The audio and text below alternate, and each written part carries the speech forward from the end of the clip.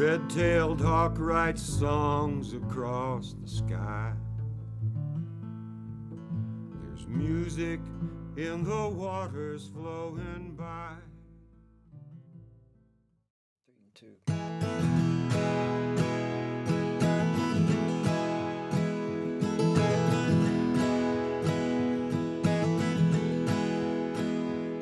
Well, yesterday seems so far from me now. I've gotta close my eyes to see.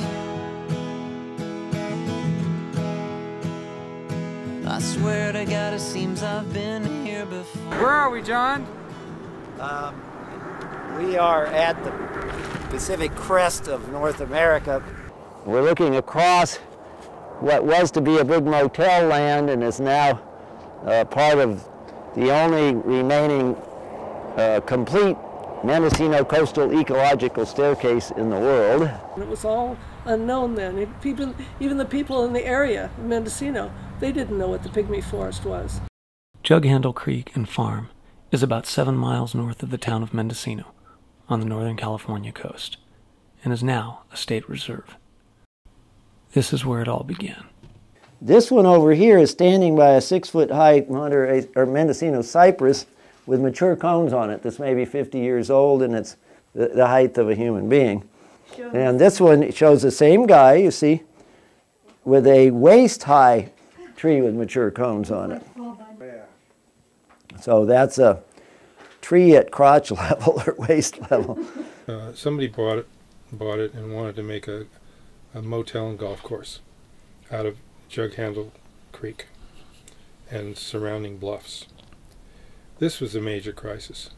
So this is all a hum of activity on that Friday morning. The bulldozer is going back and forth in there, and the chainsaw cut down a bunch of big trees like this, and they're going to work their way this direction on September 21st, and then it said you can't do private development in California without an environmental impact report. And this became the first test case.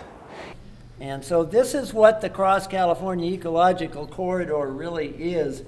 There are 11 large 20 to 100,000 acre gems you could spend a week in that are California landscape reserves, more than any other slice of the state, because we've got the Sutter Buttes in there and the waterfowl refuges. And then the little freshwater pearls are like the Independence Trail you went to yesterday, or Bridgeport. After many cross-California hiking trips, mostly with school kids, Dad had found the old Excelsior mining canals carved in the canyon of the South Yuba River, and, not surprisingly, had a vision of what they could become.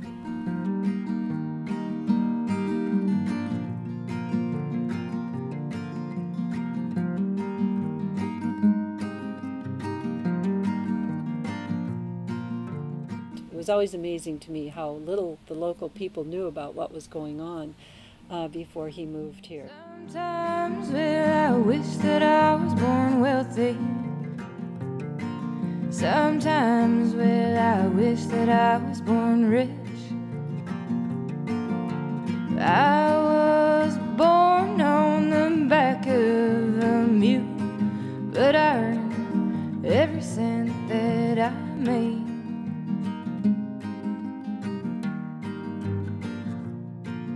My mama, she's a hard-working woman. We can ramble on and teach ecology forever, but the meaning of this discussion really is that there's a great deal of education to be done where nature makes her laboratories, and they aren't everywhere. And Mr. Dragness, who was sort of the dragon in the Lord of the Rings story, said, well, what the heck, John, there are trees from here to Ukiah. Well, but that's not true. These are just one set of trees from here across America that happen to have such uniqueness that they're a rare and endangered species of landscape. In fact, a library of rare and endangered landscapes. 30 different kinds of little ecosystems or vegetation groupings and animal groupings live from here to the upper part of the park here. Climb the mountains and get the good times. Peace will flow into you like sunshine flows into trees. while cares fall like the leaves. And I have often heard it said, the trees are like imperfect men, seem to bemoan their imprisonment, rooted in the ground.